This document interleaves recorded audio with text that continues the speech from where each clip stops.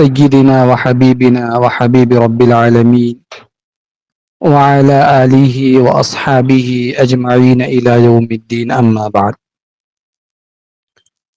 قال الله تبارك وتعالى في القرآن المجيد والفرقان الحميد: أعوذ بالله من الشيطان الرجيم، بسم الله الرحمن الرحيم، وَإِنَّكَ لَعَلَى خُلُقٍ عَظِيمٍ. صدق اللہ العظیم. الحمدللہ سیرت النبی کورس کا آج ہمارا دوسرا سیشن ہے. گزشتہ کل ہم نے آپ جناب محمد رسول اللہ صلی اللہ علیہ وسلم کی ذات اقدس کے تعلق سے بہت ساری باتیں سیشن میں ہم نے سنی اور سماعت کی. گزشتہ کل ہماری بات کا اختتام جناب محمد رسول اللہ صلی اللہ علیہ وسلم کے اعلانیہ دعوت و تبلیغ اور مسلمانوں پر ظلم و ستم ڈھائے جانے کے سلسلے میں چل رہی تھی. جب مسلمانوں پر بہت زیادہ ظلم و زیادتی کی جانے لگی اور مکۃ المکرمہ میں مسلمانوں کا رہنا دشوار بنا دیا گیا، اللہ رب العزت کی جانب سے ہجرت کا حکم ملا. ہجرت کا مطلب یہ ہوتا ہے کہ دین یا دنیا کے مقاصد کے لیے اپنا شہر چھوڑ کر کسی دوسری جگہ منتقل ہو جانا، اور جو لوگ یہ عمل کرتے ہیں انہیں مہاجر کہا جاتا ہے. نبوت کے چوتھے سال کے درمیان جب مکہ میں مسلمانوں پر ظلم و ستم کا سلسلہ شروع ہوا تو مسلمان محفوظ علاقوں کی طرف ہجرت کرنے لگے. ابتدا میں چونکہ یہ عمل معمولی سا تھا، لیکن جب کافروں کی طرف سے ظلم و ستم روز بروز بڑھتا چلا گیا، مسلمانوں کے لیے یہ چیزیں مشکل ہوتی چلی گئی اور نبوت کے 5ویں سال کے درمیان ظلم و ستم کا یہ سلسلہ اس حد تک پہنچ گیا کہ مسلمانوں کے لیے مکہ میں رہنا مشکل ہو گیا. مسلمان دن بدن کمزور ہوتے چلے جا رہے تھے اور مشرکین مکہ جو اس وقت تھے انہوں نے مسلمانوں کو عتاب کا نشانہ بنایا، ظلم کا پہاڑ مسلمانوں کے اوپر توڑا بے دردی کے ساتھ، اور اس قدر ظلم و زیادتی کی کہ خود ظلم کو بھی شرم آ جائے. مرد تو مرد، باندیاں اور عزت دار خواتین بھی اس زمانے میں محفوظ نہیں تھی. یہ تمام کی تمام چیزیں جناب محمد الرسول اللہ صلی اللہ علیہ وسلم دیکھتے تھے اور بہت زیادہ افسوس کیا کرتے تھے. لیکن جب کوئی بات بن نہ سکی، کوئی چارہ کار نہ رہ گیا، تو آپ دور دراز کوہ صفا پر دار ارقم کے اندر اپنے اصحاب کو جمع فرماتے اور آپ صلی اللہ علیہ وسلم انہیں تسلی اور تسکین کرتے تھے. لیکن جب بے چینی حد سے زیادہ بڑھ گئی، حالات دیگر گوں ہو گئے اور سوال و جواب بھی ہوتے رہے، تو ایک مرتبہ حضور اکرم صلی اللہ علیہ وسلم نے اصحاب کہف کا قصہ دریافت فرمایا، جس کی وجہ سے سورہ کہف کا بھی نزول ہوا. سورہ کہف اپنے آپ میں بہت سارے اشارات اور حکمتیں رکھتی ہے اور مسلمانوں کے لیے بڑی تسلی کا ذریعہ ہے، اس لیے کہ سورۃ مبارکہ میں وہ چند نوجوان جنہوں نے اللہ کے دین الہی کے لیے حاکم وقت کی بغاوت مول لی تھی، اس کے سامنے وہ ڈٹ گئے اور اپنی جان کی انہوں نے پرواہ نہیں کی، اور اپنی دین کو محفوظ کرنے کے لیے، اپنے دین کی حفاظت کے لیے ایک غار میں پناہ گزین ہوئے، جہاں اللہ رب العزت نے انہیں رہتی دنیا تک ایک معجزہ بنا دیا. اسی طریقے سے اس میں حضرت موسیٰ اور حضرت خضر علی نبینا علیہ الصلاۃ والسلام کا واقعہ ہے، جو اپنے آپ میں بہت زیادہ معنویت رکھتی ہے. گویا کہ اللہ کے رسول صلی اللہ علیہ وسلم اور حضرات صحابہ پر جب مختلف طریقے سے دشمنوں نے پریشانیاں اور مصیبتیں کھڑی کر دی، تو اللہ کے رسول صلی اللہ علیہ وسلم کے دل میں ایک بات یہ آئی کہ اللہ کی زمین تو وسعتوں کا تذکرہ ہے، جس کی بنا پر آپ صلی اللہ علیہ وسلم نے یہ محسوس کیا کہ حضرات صحابہ کے لیے کسی محفوظ اور پرامن جگہ کی فکر کی جائے اور انہیں وہاں ہجرت کرنے کی اجازت ہو جہاں وہ اسلام کی اتباع بھی کر سکے اور اس کی تبلیغ و اشاعت بھی سکون کے ساتھ انجام دے سکے۔ حضور اکرم صلی اللہ علیہ وسلم کو اصحمہ نجاشی شاہ حبشہ کے بارے میں خبر ملی اور یہ معلوم ہوا کہ وہ امن پسند انسان ہے اور حقیقت پسند بادشاہ ہے۔ اس کی رعیت میں، اس کی بادشاہی میں ظلم و زیادتی سے کام نہیں لیا جاتا، کسی کے حقوق نہیں دبائے جاتے، کسی پر ناحق ظلم و ستم نہیں کیا جاتا، اس لیے کہ وہ ایک انصاف پسند اور عدل پسند بادشاہ ہے۔ آپ صلی اللہ علیہ وسلم نے حضرات صحابہ کرام کو اجازت دی کہ فتنوں سے حفاظت اور دین کی تحفظ کے لیے حبشہ کی جانب ہجرت کر جائے۔ اس کے بعد ایک منصوبہ بنایا گیا کہ سن 5 نبوی میں صحابہ کی ایک جماعت نے ہجرت کی جس میں 12 مرد اور 4 عورتیں تھیں۔ جو سب سے پہلے حضرات صحابہ نے ہجرت کی، جو پہلا ایک قافلہ روانہ ہوا، اس میں 12 مرد اور 4 عورتیں تھیں اور جس کے امیر حضرت عثمان رضی اللہ تعالی عنہ تھے۔ ساتھ ہی میں آپ صلی اللہ علیہ وسلم کی صاحبزادی حضرت رقیہ بھی ساتھ تھی۔ تاریخ میں یہ پہلی جماعت تھی جس نے اللہ کے راستے میں ہجرت کی۔ یہ سب رات کی تاریکی میں روانہ ہوئے۔ خوش بختی یہ رہی کہ جب یہ لوگ روانہ ہوئے تو بحر احمر کی جو بندرگاہ تھی وہاں 2 کشتیاں تجارتی موجود تھی جو ان ہجرت کرنے والوں کو اپنے دامن عافیت میں لے کر حبشہ چلی گئی۔ قریش کو معلوم ہوتے ہی اتنی دیر ہو چکی تھی کہ وہ لوگ ان کا پیچھا بھی نہیں کر سکے۔ قریش کو اس بات پر بڑا رنج تھا کہ مسلمانوں کی ایک جماعت ان کے چنگل سے آزاد ہو گئی جسے اب وہ کسی قسم کا نقصان نہیں پہنچا سکیں گے۔ ان کے شرور اور فتن سے مسلمانوں کی یہ جماعت محفوظ ہو گئی تو اس کی بے چینی کا اثر ان کمبختوں پر یہ ہوا کہ ان لوگوں نے اس وقت جو مکہ میں مسلمان باقی رہ گئے تھے اس پر مزید ظلم و زیادتی شروع کر دی۔ ایسے میں رسول اکرم صلی اللہ علیہ وسلم نے حضرات صحابہ کو پھر ہجرت حبشہ کا مشورہ دیا، لیکن اب یہ ہجرت آسان نہیں تھی کیونکہ کفار تیار تھے مسلمانوں کو ہر طرح سے روکنے کے لیے، انہیں تشدد کی بھٹی میں جھونکنے کے لیے بےتاب تھے، لیکن اللہ کی نصرت اور اللہ کی مدد جب آتی ہے تو کس کی چلتی ہے۔ اس دفعہ مسلمانوں نے بھی خوب تیاری کی اور پوری منصوبہ بندی کے ساتھ ہجرت کر گئے۔ اللہ رب العزت نے مسلمانوں کے اس سفر کو آسان کیا اور یہ ہر حالت میں حبشہ پہنچ گئے۔ ادھر جب قریش کو خبر ملی تو انہیں بڑی ندامت اور پشیمانی ہوئی۔ ہجرت حبشہ جو دوسری مرتبہ ہوئی، اس مرتبہ مسلمانوں کی کل تعداد جس کے بارے میں علماء مورخین نے ذکر کیا کہ 83 مردوں نے ہجرت کی اور 19 عورتیں شامل تھیں۔ جب یہ تمام کی تمام چیزیں ہو گئی، اس حادثہ نے یعنی کہ مسلمانوں کی دوسری ہجرت میں مشرکین مکہ کی بے اطمینانی مزید بڑھا دی، اس لیے کہ ان سے کسی بھی پل مسلمانوں کا سکون ہضم نہ ہوتا تھا۔ ہر حال میں وہ امن کو فساد میں بدلنا چاہتے تھے،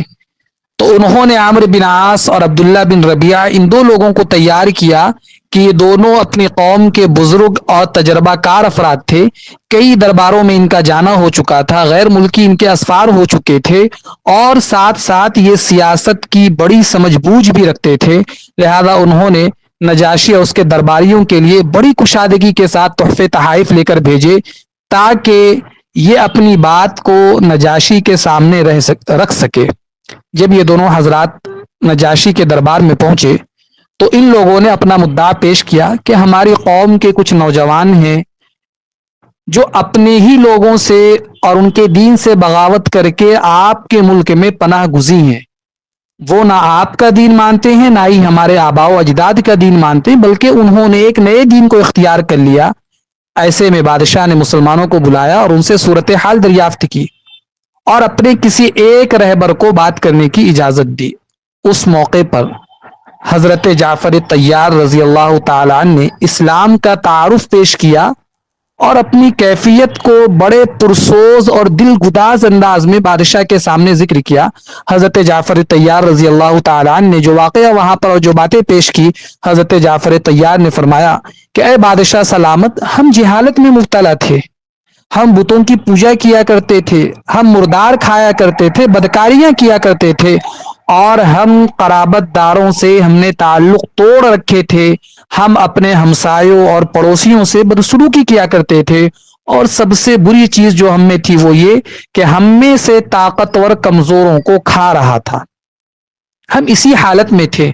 اس طریقے کی زندگی گزار رہے تھے کہ اللہ رب العزت نے ہم ہی میں سے ایک رسول بھیجا، اور اس کی عالی نسبت، سچائی اور امانت داری، پاک دامنی ہمیں پہلے سے معلوم تھی۔ اس نے ہمیں اللہ کی طرف بلایا اور سمجھایا کہ ہم صرف ایک اللہ کو مانیں اور اسی کی عبادت کریں، اور ان کے سوا یعنی اللہ رب العزت کے سوا جن پتھروں کو اور بتوں کو ہمارے باپ دادا پوجتے آئے تھے ہم انہیں چھوڑ دیں۔ لہذا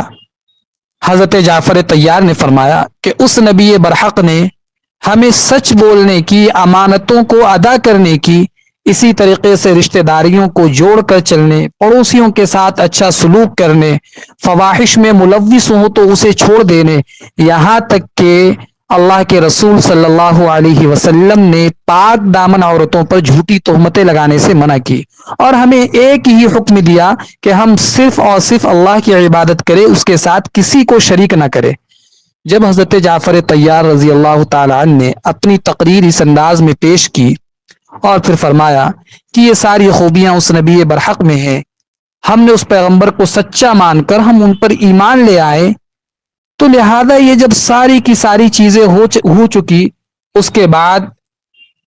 حضرت نجاشی سے حضرت جعفر نے فرمایا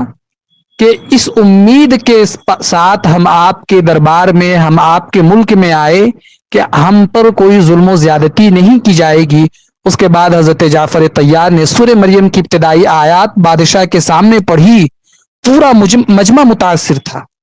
خود نجاشی روتا رہا، اس کی داڑھی بھی تر ہو گئی تھی۔ نجاشی بے ساختہ بول اٹھا کہ یہ وہی کلام ہے جسے حضرت عیسیٰ علیہ نبی جنا علیہ الصلاۃ والسلام لے کر آئے تھے۔ لہٰذا قریش کے جب وہ قاصد وہاں پر گئے تھے، قریش کے قاصدین نے یہ معاملہ دیکھ کر وہ بہت گھبرا گئے، اور انہیں محسوس ہونے لگا کہ ہم جس مشن کو لے کر آئے تھے، مسلمانوں کے خلاف ہم نے جو محاذ قائم کی تھی وہ ہمارے ہاتھوں سے نکل گئی۔ چنانچہ نجاشی کے بارے میں علماء مورخین نے کتابوں میں یہ بات لکھی ہے کہ نجاشی حضرت عیسیٰ علیہ السلام کا معتقد تھا، اور ایسے میں انہوں نے غور و خوض کے بعد یہ اعتراض کیا کہ مسلمان حضرت عیسیٰ کے بارے میں بڑی بات کہتے ہیں کہ ان کا وہ عقیدہ تثلیث نہیں ہے جو آپ کا ہے۔ چنانچہ نجاشی نے مسلمانوں سے پوچھا کہ وہ حضرت عیسیٰ کے بارے میں کیا کہتے ہیں۔ یہ مرحلہ بڑا نازک تھا، اس سوال کے جواب پر سب کی نگاہیں ٹکی ہوئی تھی۔ حضرت جعفر نے فرمایا کہ ہم عیسیٰ علیہ السلام کے بارے میں وہی کہتے ہیں جو ہمارے نبی لے کر آئے، یعنی حضرت عیسیٰ اللہ کے بندے، اس کے رسول، اس کی روح اور اللہ کا کلمہ ہے۔ یہ جملہ جب حضرت جعفر طیار نے کہا، اور اخیر میں انہوں نے ایک بات یہ کہی کہ جسے اللہ رب العزت نے کنواری پاک دامن حضرت مریم کی طرف القا کیا تھا، اس جواب پر نجاشی بادشاہ زمین سے ایک تنکا اٹھاتا ہے، اور اس نے تنکا اٹھاتے ہوئے کہا کہ اللہ کی قسم، جو کچھ تم نے کہا حضرت عیسیٰ علیہ الصلاۃ والسلام اس سے اس تنکے کے برابر بھی بڑھ کر نہ تھے۔ اس کے بعد نجاشی نے مسلمانوں سے کہا کہ جاؤ، تم میری حکومت میں امن و امان سے رہو، جو کوئی تمہیں گالیاں دے اس پر تاوان لگایا جائے گا، اور مجھے یہ ہرگز گوارا نہیں کہ تم میں سے کسی آدمی کو ستاؤں اور اس کے بدلے مجھے سونے کا پہاڑ مل جائے۔ لہٰذا اس وقت میں جب یہ لوگ جو کچھ لے کر نجاشی کے پاس گئے،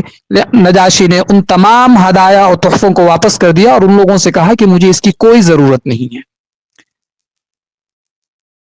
لہٰذا ان تمام باتوں کے ہو جانے کے بعد اللہ تبارک و تعالی نے اس طرح مسلمانوں کو امن فراہم کیا، اور ایک طویل آزمائش کے بعد، ایک طویل امتحان کے بعد مسلمانوں کی اس جماعت نے چین کی سانس لی اور قریش کے جو قاصدین وہاں پر گئے تھے وہ خالی ہاتھ لوٹ کر آئے۔ حضرت ام سلمہ رضی اللہ تعالی عنہا نے اس واقعے کو احادیث کی کتابوں میں بڑی تفصیل سے بیان کیا۔ فرماتی ہیں کہ اس کے بعد وہ دونوں یعنی قریش کے جو قاصد تھے اپنے ہدیے تحفے لے کر بے آبرو واپس چلے آئے اور ہم نجاشی کے پاس ایک اچھے ملک میں ایک اچھے پڑوسی کے زیر سایہ مقیم رہے۔ تو جس سال یہ پہلی ہجرت حبشہ ہوئی اسی سال یہ واقعہ پیش آیا کہ نبی اکرم صلی اللہ علیہ وسلم نے قریش کے ایک بہت بڑے مجمع کے سامنے سورۃ النجم کی تلاوت شروع کر دی تھی اور ان کے کانوں میں ایک انتہائی خوبصورت اور عظمت لیے ہوئے کلام الہی کی جب آواز پڑی تو ان کا ہوش نہ رہا۔ قرآن کریم کی جب اللہ کے نبی صلی اللہ علیہ وسلم تلاوت فرما رہے تھے اور جب آپ فَاسْجُدُوا لِلَّهِ وَاعْبُدُوا والی آیت تلاوت کی اس کے ساتھ سجدہ فرمایا تو ان میں سے بہت سے کفار ایسے تھے جو اپنے آپ پر قابو نہ لا سکے اور سب کے سب سجدے میں گر گئے۔ اس واقعے کی خبر حبشہ کے مہاجرین کو ہوئی لیکن وہ اصل صورت حال سے ناواقف تھے اور یہ سمجھے کہ شاید قریش مسلمان ہو گئے، چنانچہ وہ مہاجرین شوال کے مہینے میں مکہ کی طرف واپس چلے آئے۔ لیکن جب مکہ سے ایک دن سے بھی کم فاصلے پر پہنچے تو انہیں حقیقت حال کا علم ہوا تو کچھ لوگ تو واپس حبشہ چلے گئے اور کچھ چھپ چھپا کر مکہ میں داخل ہوئے۔ اس کے بعد ان مہاجرین پر اور مسلمانوں پر قریش نے اتنا ظلم و ستم ڈھایا، اتنی زیادہ زیادتی کی کہ اللہ کے رسول صلی اللہ علیہ وسلم نے مسلمانوں کو پھر سے حبشہ ہجرت کر جانے کا حکم دیا۔ ہجرت حبشہ 2 مرتبہ ہوئی، لہٰذا نبوت کا جب 6واں سال شروع ہوا تو ایک دن جناب محمد رسول اللہ صلی اللہ علیہ وسلم کوہ صفا پر تشریف فرما تھے کہ ابو جہل کا ادھر سے گزر ہوا۔ جب اس کمبخت نے حضور صلی اللہ علیہ وسلم کو دیکھا تو اس کے سینے میں بوز و عناد کا جو لاوا سلگ رہا تھا وہ پھٹ پڑا اور اس نے آپ صلی اللہ علیہ وسلم کو گالیاں دینا شروع کی، مگر آپ کی رحمت پر اور آپ صلی اللہ علیہ وسلم کے صفت عفو درگزر پر قربان جائیں کہ آپ نے اس کی کسی بے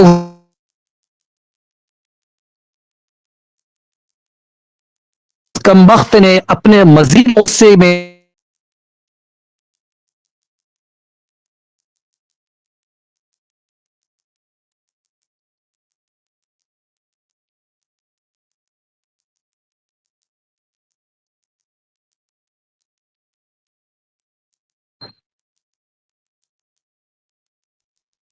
جی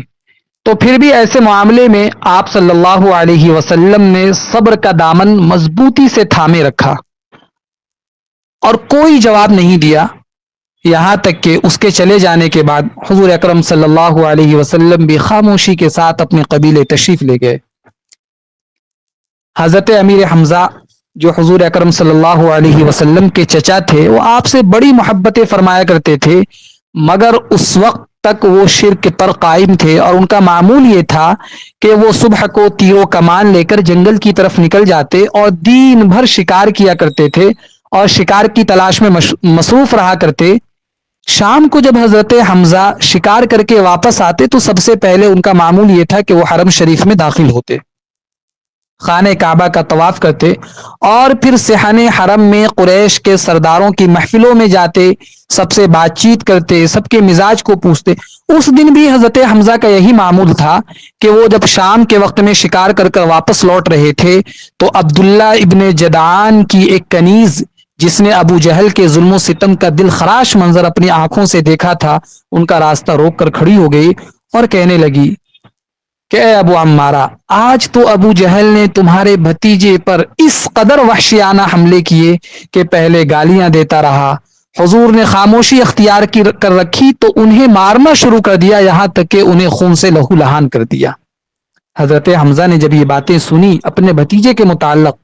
تو حضرت حمزہ غصے سے آگ بگولا ہو گئے اور ابو جہل کی تلاش میں آگے بڑھے، لیکن یہ جو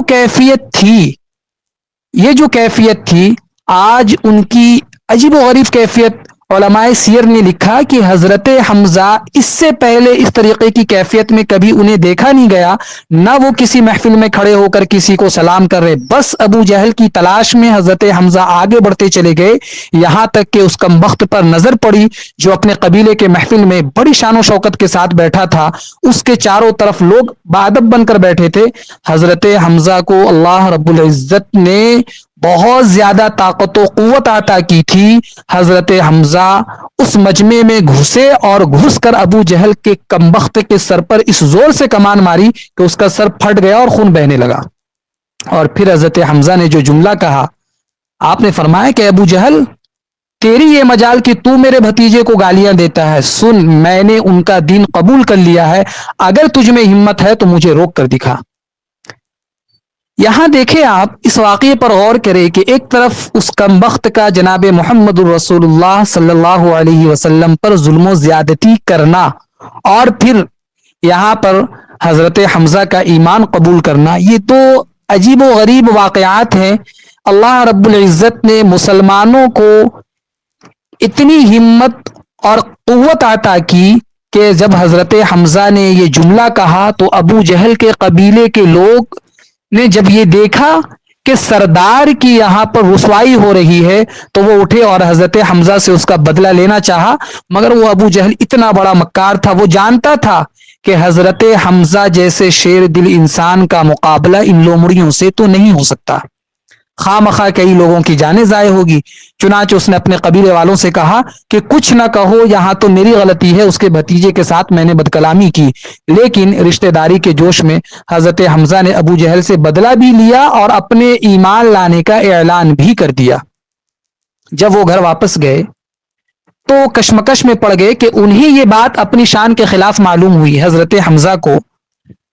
لہذا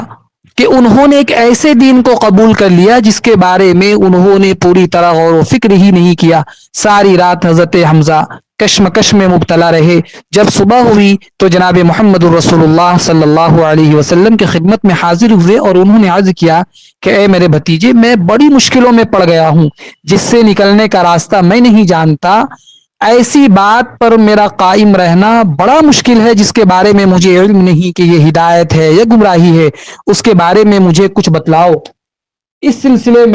میں آپ سے کچھ گفتگو کرنا چاہتا ہوں۔ تو اللہ کے رسول صلی اللہ علیہ وسلم نے حضرت حمزہ کے سامنے جب یہ تمام کی تمام باتیں ہوئی تو حضرت حمزہ کے اسلام لانے کی حقانیت آپ کے سامنے بڑے ہی دل نشیں انداز میں پیش کیا گیا۔ حضرت حمزہ نے اس وقت سچے دل سے اسلام قبول کر لیا اور کہا کہ میں دل کی گہرائیوں سے یہ گواہی دیتا ہوں کہ آپ سچے ہیں۔ جب حضرت حمزہ نے بارگاہ رسالت میں اسلام قبول کیا تو آپ کے ایمان لانے سے عالم کفر پر ایک رعب طاری ہو گیا، اور اس وقت جو مسلمان بے آسرا سمجھے جاتے تھے، مسلمان بے طاقت و قوت سمجھے جاتے تھے، انہیں بڑی طاقت حاصل ہوئی، اور آپ کے اسلام لانے کی خوشی میں بطور شکر کے اس وقت مسلمانوں نے کچھ اشعار کہے تھے، لیکن مسلمانوں کے ساتھ یہ ظلم و زیادتی کا سلسلہ چلتا رہا، مسلمانوں کو پریشان کیا جاتا رہا، یہاں تک کہ یہ سن 1 ہجری کا واقعہ، سن 2 ہجری کا واقعہ، اور اسی طریقے سے آپ کے سامنے نبوت کے جو ہے کئی واقعات ذکر کیے گئے۔ اب اختصار کے ساتھ آپ کے سامنے ہجرت کے کچھ واقعات ذکر کر دیے جائے جو آپ کے ذہنوں میں محفوظ ہو کہ ہجرت کا جب پہلا سال تھا تو آپ صلی اللہ علیہ وسلم نے مدینہ منورہ میں مسجد نبوی بنائی، اور مسلمانوں کو ترغیب دلانے کے لیے آپ نے اس میں خود بھی کام کیا، اور اس میں آذان شروع ہوئی تاکہ جب نماز کا وقت ہو تو لوگ جمع ہو جایا کریں۔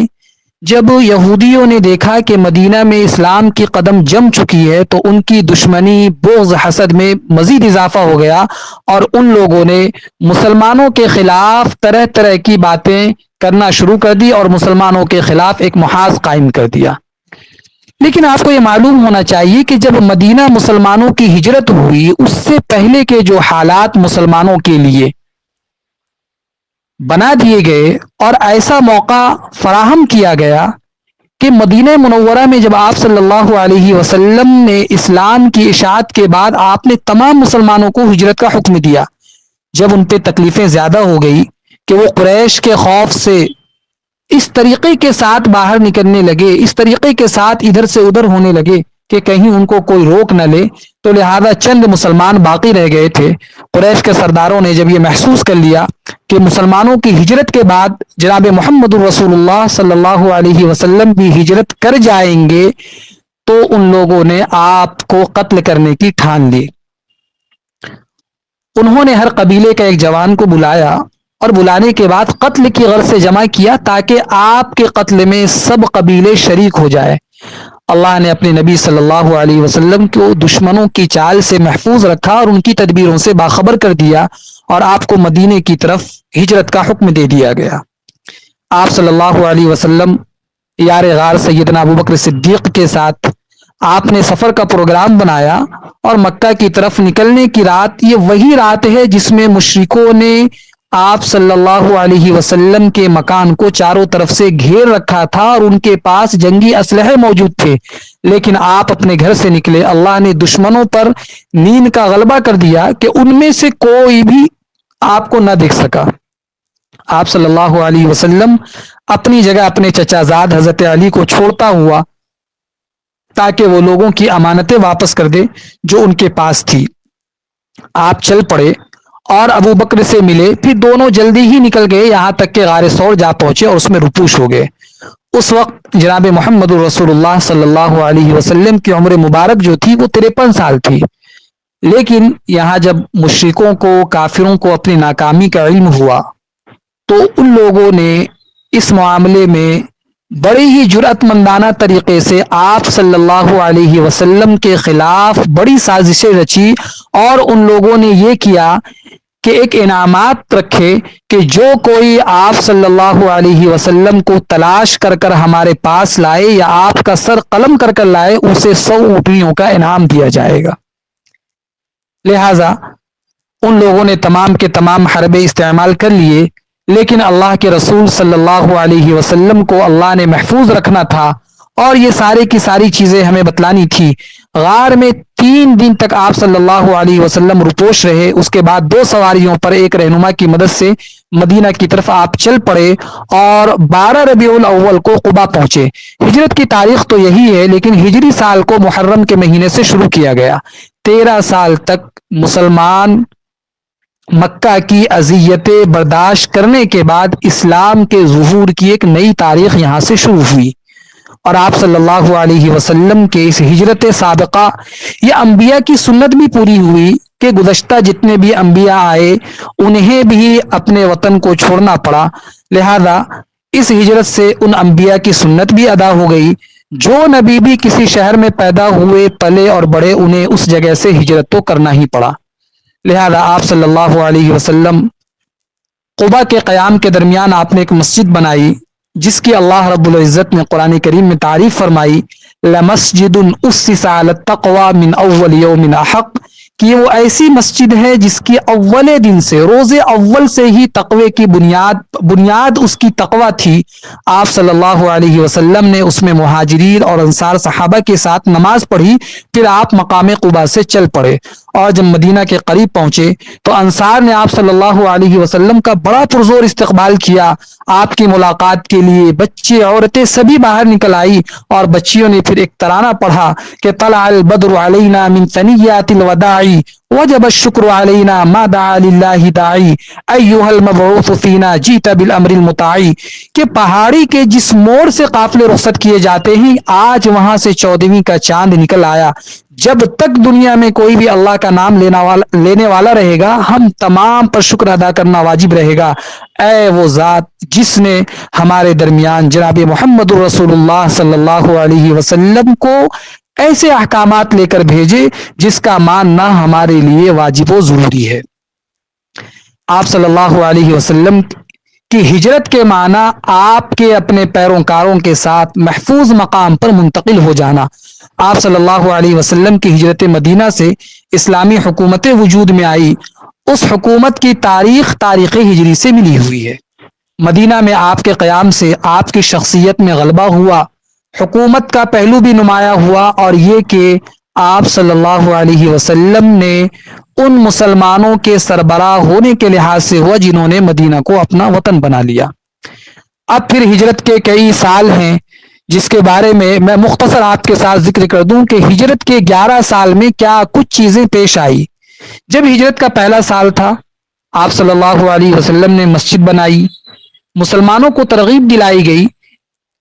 اور آپ نے آذان شروع کروائی تاکہ نماز کا جب وقت ہو تو لوگ اکٹھے جمع ہو جائیں۔ جب یہودیوں نے یہ ساری کی ساری چیزیں دیکھی کہ مدینہ میں مسلمانوں کے قدم جم چکے ہیں تو ان کی دشمنی میں مزید اضافہ ہونے لگا اور انہوں نے مسلمانوں کے خلاف ایک محاذ یہ بنائی کہ آپ صلی اللہ علیہ وسلم نے ان کے ساتھ ایک معاہدہ کیا تھا، ایک دوسرے کے مقابلے پر نہیں آئیں گے اور ایک دوسرے سے لڑائی نہیں کریں گے، لیکن ان لوگوں نے اس معاہدے کو توڑ دیا اور مسلمانوں کے ساتھ خیانت کی اور لوگوں کو مسلمانوں کے خلاف لڑنے پر ابھارا اور ان کے خلاف لڑائی کے موقع کو غنیمت سمجھا۔ یہودیوں کی جو یہ کچھ سازشیں تھیں،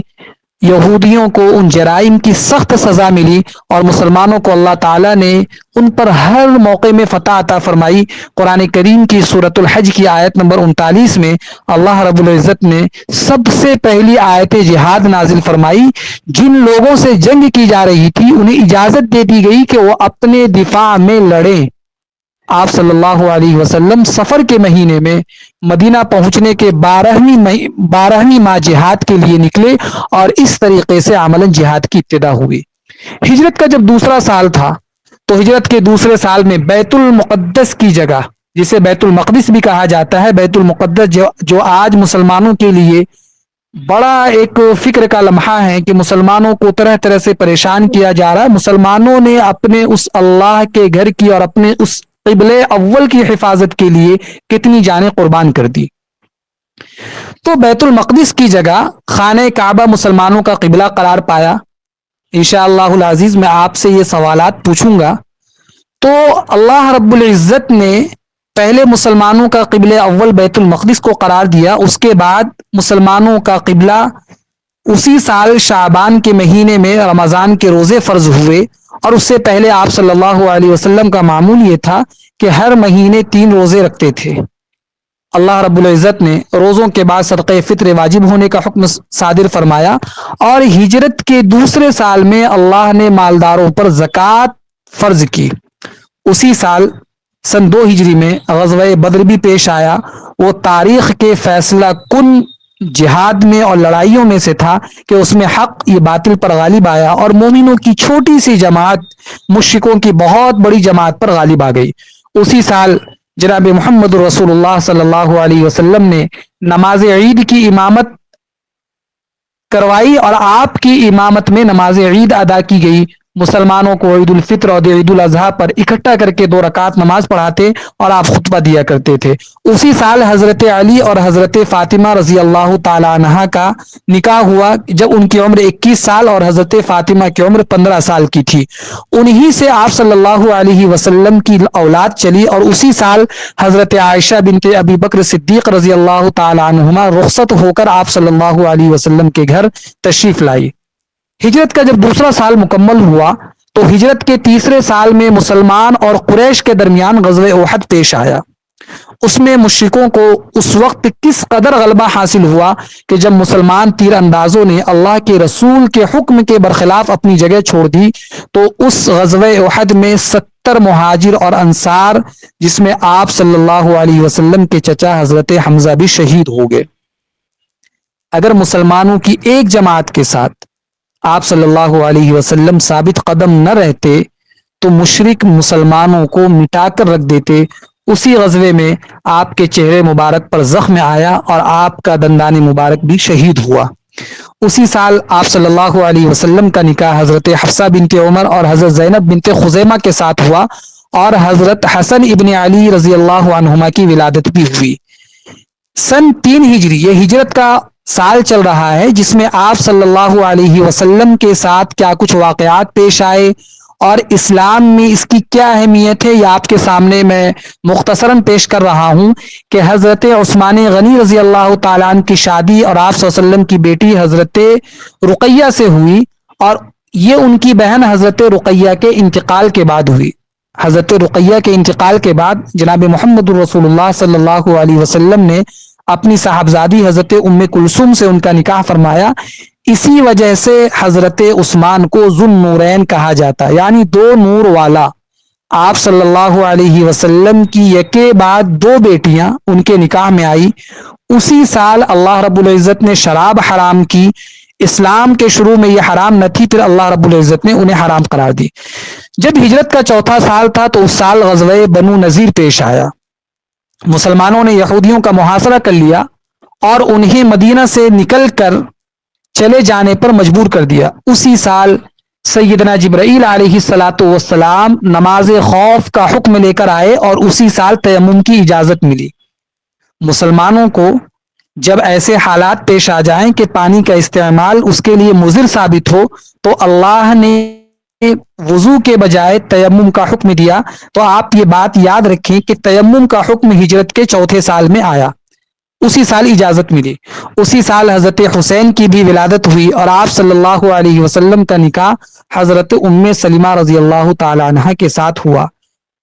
تو یہ تمام کے تمام واقعات اور یہ باتیں اس لیے ذکر کی جا رہی ہے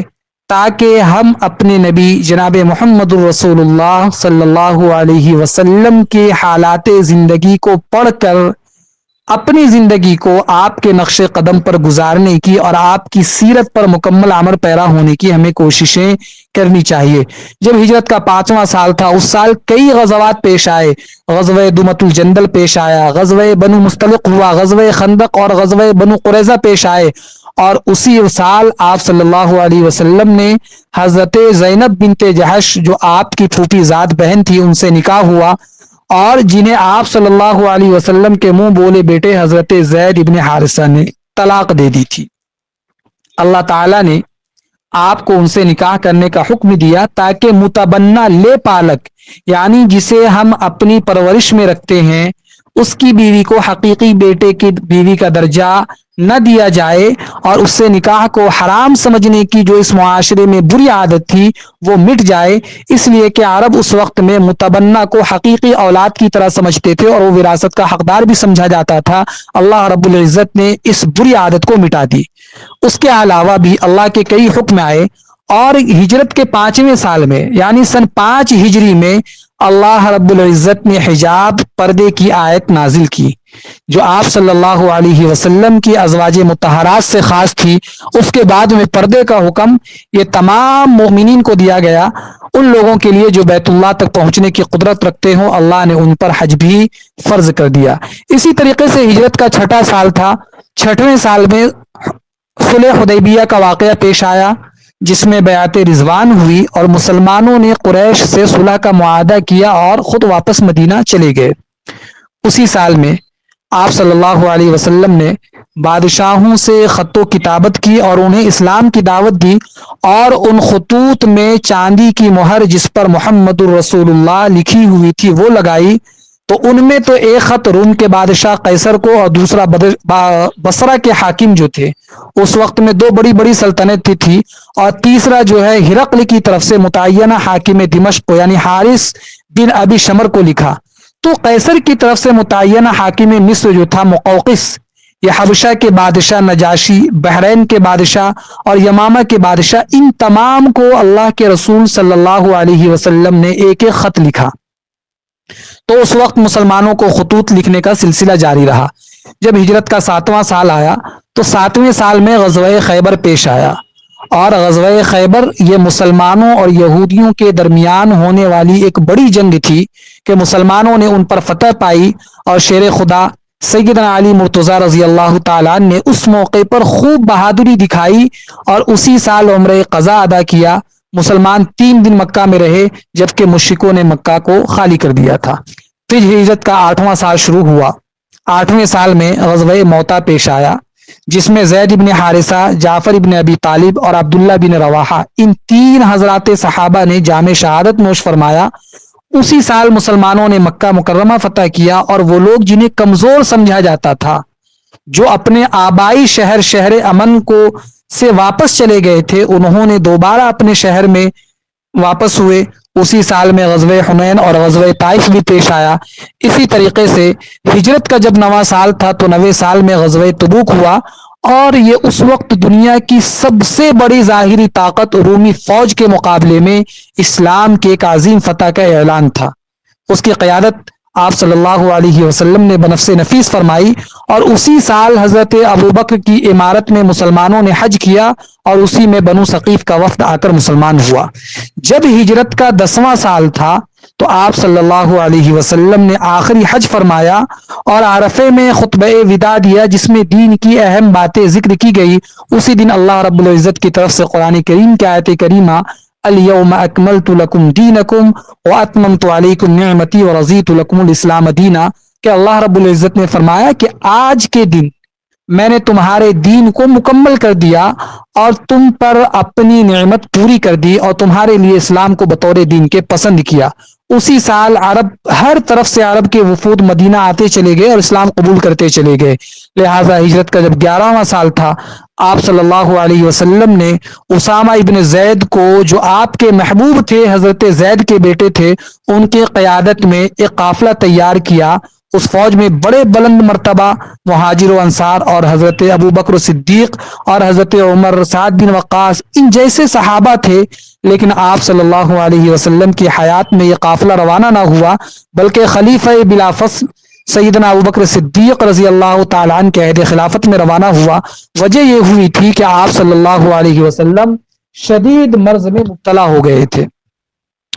تو یہ تمام کے تمام چیزیں آپ کے سامنے ہجرت کے واقعات مختصر طور پر جب ذکر کیے گئے کہ ہجرت کے ہر سال میں کیا کچھ واقعات پیش آئے، تو لہذا اب مسلمانوں کے ساتھ پھر ظلم و زیادتی کا واقعہ اور مسلمانوں کو ستانا، پریشان کرنا،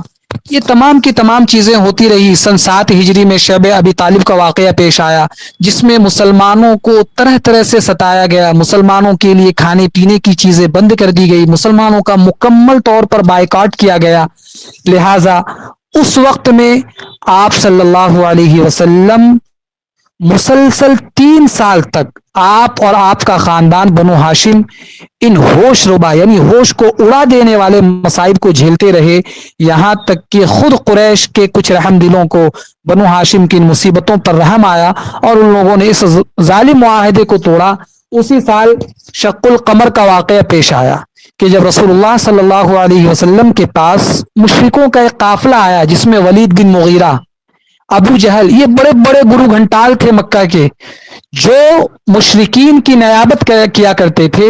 ان لوگوں نے آپ صلی اللہ علیہ وسلم سے آ کر کہا کہ اگر آپ واقعی سچے ہیں، اپنی سچائی کے ثبوت میں چاند کے 2 ٹکڑے کر کے دکھائے، اس طرح کہ اس کا ایک ٹکڑا جبل ابو قبیس یعنی قبیس کی پہاڑی پر ہو اور اس کا دوسرا ٹکڑا قیقان پر ہو۔ تو اللہ کے رسول صلی اللہ علیہ وسلم نے پوچھا کہ اگر ایسا ہو گیا، تمہاری خواہش پر میں نے چاند کے 2 ٹکڑے کر دیے، تو کیا تم ایمان لاؤ گے؟ کہنے لگے کہ ہاں ہاں ایمان لائیں گے۔ اور وہ رات 14ویں رات تھی،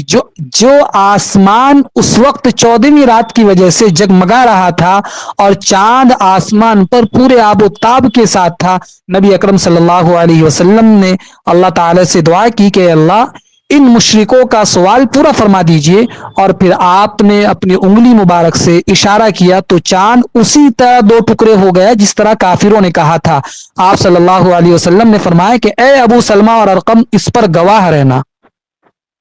اس پر گواہ رہنا۔ حافظ ابن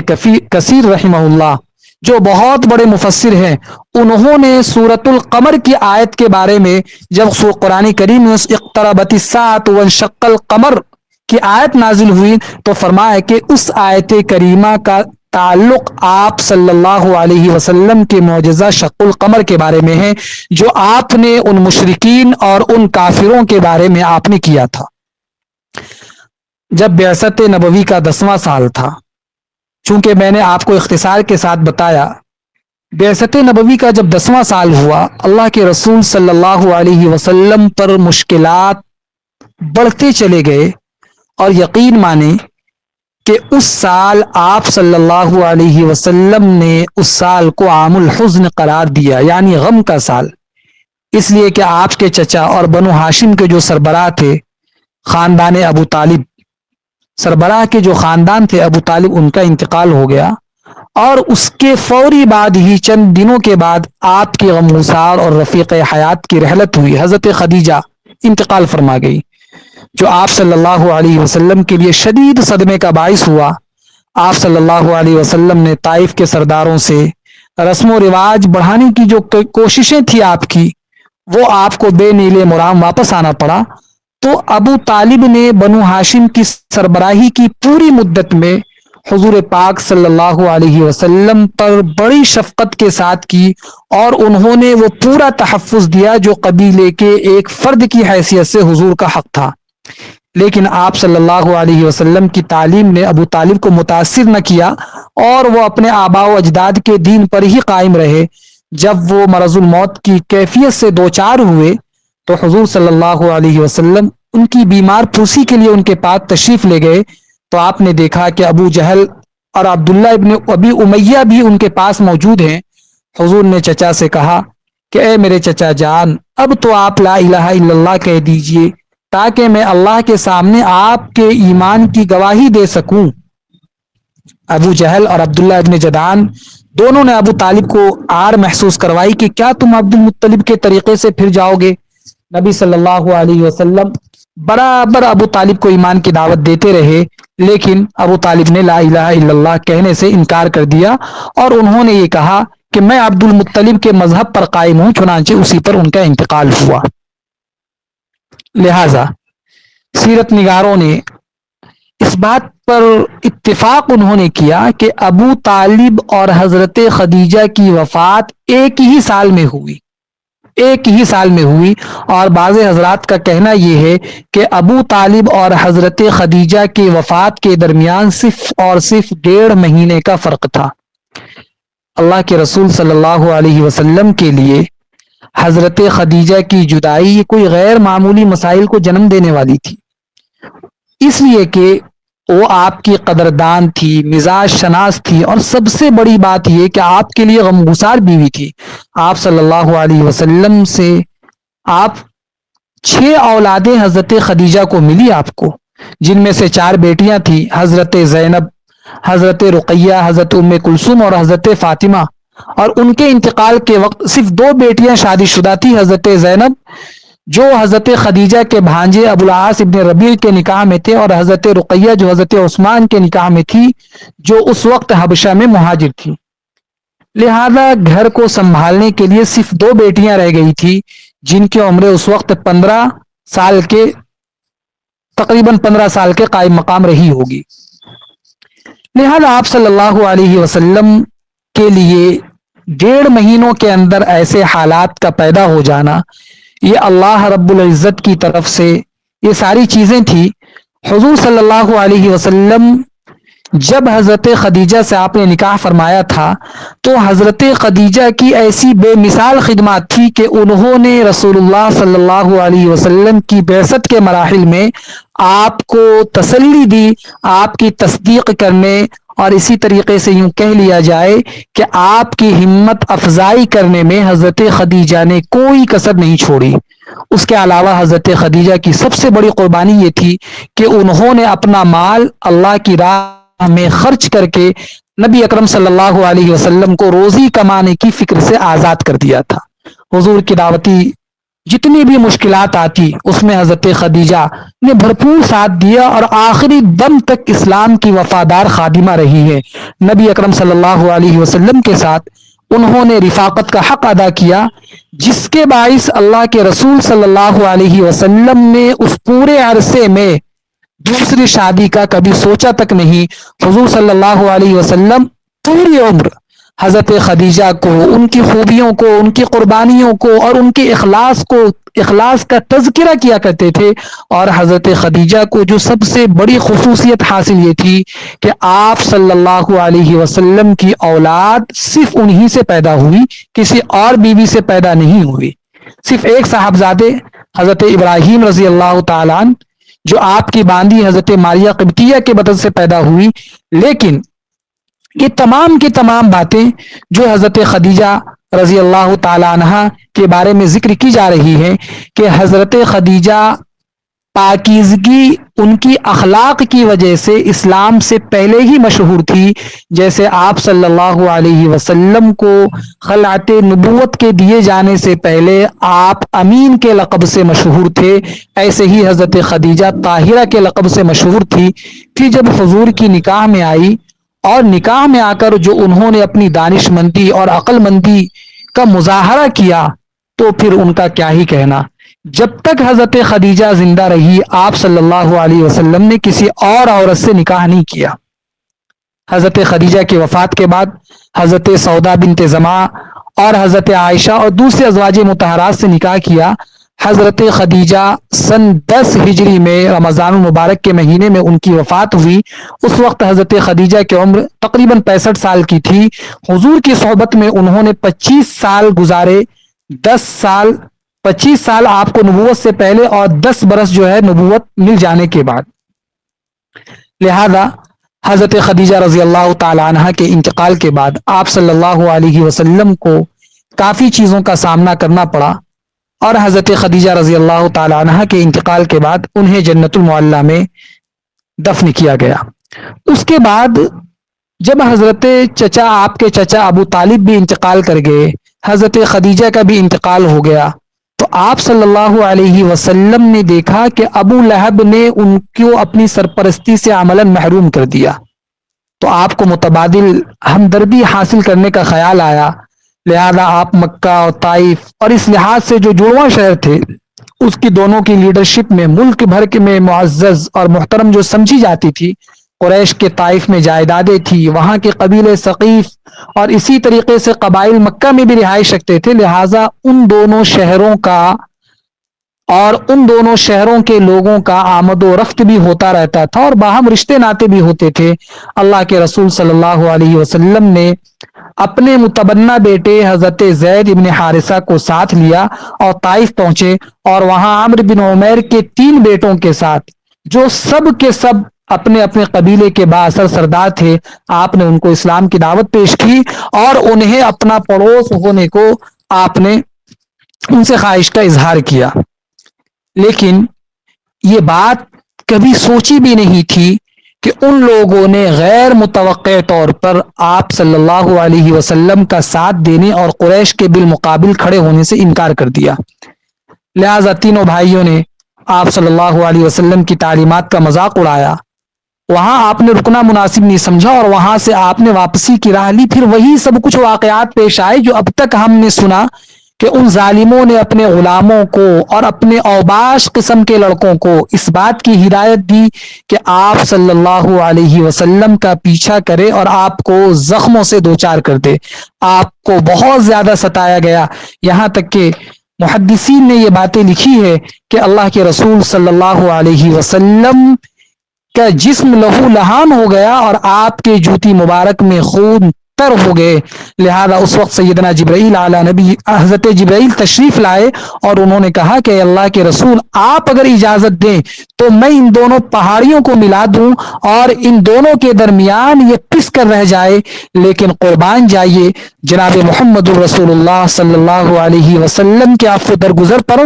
آپ نے فرمایا کہ میں اللہ سے امید رکھتا ہوں کہ وہ انہی ظالموں کی نسل سے ایسے لوگوں کو پیدا کرے گا کہ جو اس ذات وحدہ لا شریک کی عبادت کریں گے، اللہ کے ساتھ کسی کو شریک نہ ٹھہرائیں گے. اور آپ مکہ سے واپس ہوتے ہوئے آپ نے نخلا کے مقام پر قیام کیا اور پھر اس وقت میں قریشی لیڈر کو آپ نے ان کی پڑوسی حاصل کرنے کے لیے ان کے پاس ایک پیغام بھیجا جس میں بہت سارے لوگ شریک تھے. لہذا یہ تمام کی تمام چیزیں ہوئی اور اس کے بعد یہ ہوا کہ آپ صلی اللہ علیہ وسلم کے لیے پے در پے مشکلات اور دعوت دین کے مقابل میں کفار کے مایوس کن رویوں سے حضور کو جو پریشانی لائق ہوتی تھی اس کے لیے تو اللہ رب العزت نے آپ کو کئی ہدایات، آپ کو سکون اور اطمینان کی دولت میسر کرنے کے لیے آپ کو کئی سارے قرآنی آیات اور کئی سارے واقعات آپ کو بتلائے گئے. طائف سے جب آپ مایوس لوٹ رہے تھے تو آپ کو جنات کی قرآن سے اثر پذیری کا واقعہ سنایا گیا کہ واقعہ طائف سے واپسی پر نخلا کے قیام کے دوران پیش آیا تھا کہ حضور اکرم صلی اللہ علیہ وسلم رات کی نماز میں بلند آواز میں قرآن مجید کی تلاوت کر رہے تھے اور وہاں سے جناتوں کی ایک جماعت کا گزر ہوا. جب ان لوگوں نے قرآن کریم کی تلاوت سنی جس کو سورۃ الجن میں بیان کیا گیا، قل اوحی الی انہ استمع نفر من الجن فقالوا انا سمعنا قرآنا عجبا، کہ وہ لوگ جب آپ صلی اللہ علیہ وسلم کی تلاوت کو سنے اور غور سے سنتے رہے، جب تلاوت ختم ہوئی تو وہ اپنے قبیلے میں گئے اور انہوں نے جا کر تذکرہ کیا کہ آج ہم نے ایک نہایت عالی شان اور تعجب خیز ہم نے کلام سنا ہے جس میں پوری قوت سے رب کی وحدانیت کا اقرار اور شرک کرنے والوں کی مذمت کی گئی ہے، جبکہ ہمارے بدبخت لیڈر رب کی شان میں گستاخیاں کرتے ہیں اور ہمیں غلط راہ پر چلانے کی کوششیں کرتے ہیں. لہٰذا یہ تمام کی تمام باتیں جب جناتوں نے اپنے قبیلے والوں کو بتایا تو ان قبیلوں والوں کے دل میں اللہ کے رسول صلی اللہ علیہ وسلم کے تعلق سے مثبت اثرات آئے. فرمایا کہ یہ صرف بات سننے والوں کے دلوں کی سختی تھی جس کے باعث ان پر یہ کلام اثر انداز نہیں ہوتا تھا، ورنہ طبیعت میں اگر انسان کی ہدایت کی طلب ہو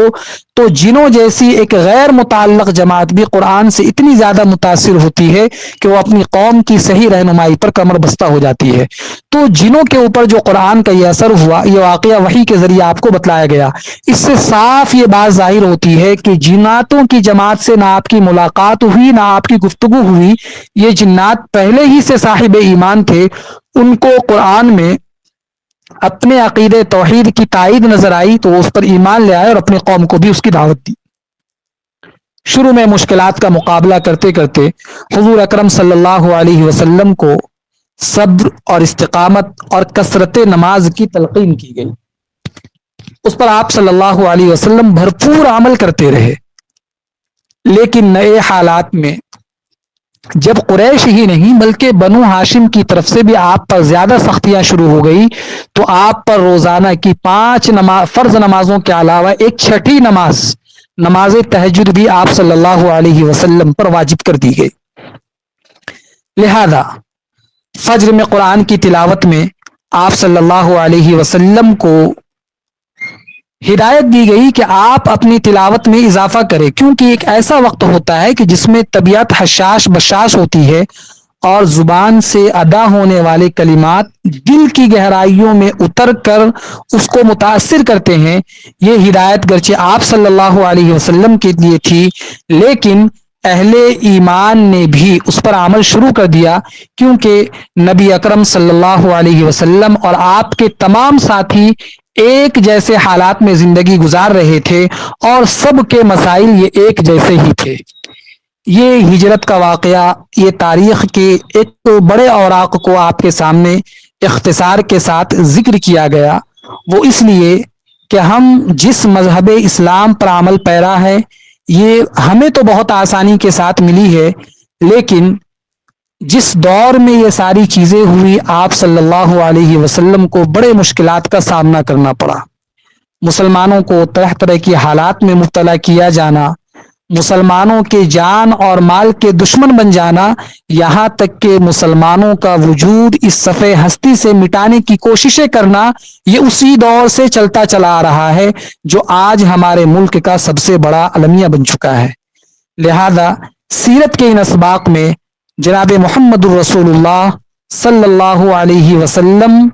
کے ان حالات کو پڑھ کر اور ان حالات کو سن کر ہمارے دلوں میں یہ جذبہ پیدا ہوتا ہے کہ اللہ کے رسول صلی اللہ علیہ وسلم نے یہ جو دین ہم تک پہنچایا یہ بڑی قربانیوں کے ساتھ، بڑی جافشانیوں کے ساتھ، اس لیے ہم مسلمانوں کو اپنے رسول صلی اللہ علیہ وسلم کی ہر آپ کے قول و فعل کو، آپ کی جتنے بھی ہم پر احسانات ہیں، ہم اللہ کے رسول کے ان احسانات کا بدلہ کیسے دے سکتے ہیں؟ تو سب سے بڑا طریقہ جو اللہ نے ہمیں سکھایا وہ یہ ہے کہ ہم جناب محمد الرسول اللہ صلی اللہ علیہ وسلم کی ذات اقدس پر درود و سلام کا نذرانہ پیش کریں. دوسرا یہ کہ ہم اپنے نبی سے محبت کے دعوے دار اسی وقت مکمل ہو سکتے ہیں. قرآن کریم میں یہ فرمایا گیا قل ان کنتم تحبون اللہ فاتبعونی، کہ اے نبی صلی اللہ علیہ وسلم، اس وقت مومنوں کو مخاطب کیا گیا ان کنتم تحبون اللہ، اگر ہم اللہ سے محبت کے دعوے دار ہیں، اللہ سے محبت کرنے کی خواہش رکھتے ہیں، تو فرمایا فاتبعونی، سب سے پہلے ہمیں سیرت رسول کو اپنانا ہوگا، سیرت کو اپنی زندگی میں لانا ہوگا۔ سیرت کے پڑھنے پڑھانے اور ان سیشنوں کے آغاز کا بھی مقصد یہی ہے کہ ہماری زندگی میں جناب محمد الرسول اللہ صلی اللہ علیہ وسلم کی ایک ایک ادا ہماری زندگی میں آ جائے۔ آپ صلی اللہ علیہ وسلم کے ساتھ جو حالات پیش آئے، آج مسلمانوں کے ساتھ بھی وہی کچھ حالات پیش آ رہے ہیں، تو سیرت کے ان اسباق سے ہمیں یہ عبرت مل رہی ہے، یہ سبق ہمیں مل رہا ہے کہ مسلمانوں کو اپنے دین کی حفاظت اور اپنے ایمان کی حفاظت کے لیے اگر جان قربان کرنے کی بھی نوبت آ گئی تو انشاءاللہ العزیز ہم اپنی دین کی حفاظت اور اپنے خدائے وحدہ لا شریک کی عبادت پر کسی قسم کا کوئی بھی اور طریقے سے ہم اپنے آپ کو ایگری کرنے کی اور اس سے مزاحمت نہ کرنے کی کوئی شکل ہم باقی نہیں چھوڑیں گے، اس لیے کہ اس دین کے لیے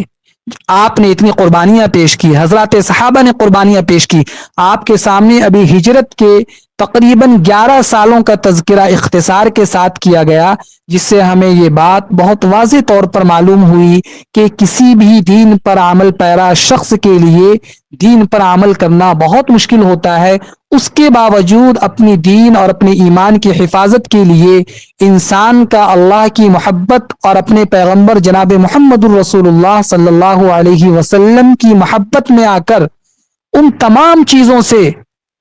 وہ طاقتور نہ ہونے کے باوجود بھی مقابلہ اور ہمت آزمائی کے لیے تیار ہوتا ہے، تو اللہ رب العزت پھر غزوہ بدر جیسے معاملات کرتے ہیں کہ صرف 313 صحابہ کی جماعت ہزاروں کفار پر بھاری پڑ گئی۔ اللہ رب العزت نے یہ دکھایا کہ ایمان کی طاقت و قوت کیا ہوتی ہے۔ لہذا آج کے اس سیشن میں ہم اسی پر اپنی بات کو یہیں پر سیشن کو مکمل کرنا چاہیں گے۔ انشاءاللہ العزیز آئندہ کل کے سیشن میں ہم کچھ جناب محمد رسول اللہ صلی اللہ علیہ وسلم کی زندگی کے اور آپ کے حسن و جمال، اسی طریقے سے آپ کے اخلاق کی چند جھلکیاں کیا کیا تھی، اور آپ صلی اللہ علیہ وسلم کا حلم و درگزر کیا ہوتا تھا، اسی طریقے سے آپ صلی اللہ علیہ وسلم کی تواضع، عاجزی اور انکساری کیا تھی، آپ کی یہ خوبیاں، آپ کی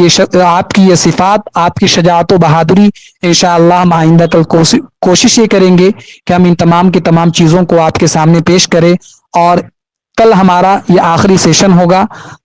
کوشش یہی ہوگی کہ آپ صلی اللہ علیہ وسلم کی سیرت کو بہت ہی اختصار کے ساتھ ہم آپ کے سامنے ذکر کریں، تاکہ آپ صلی اللہ علیہ وسلم کا جو حق ہے کم از کم وہ حق ہم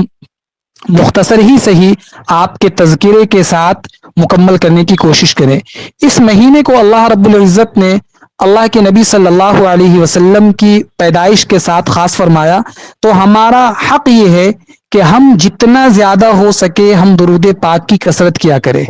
درود پاک کی کثرت، ہم اپنا ایک ٹارگیٹ سیٹ کر لیں کہ اس مہینے میں ہم اتنی مرتبہ درود پڑھیں گے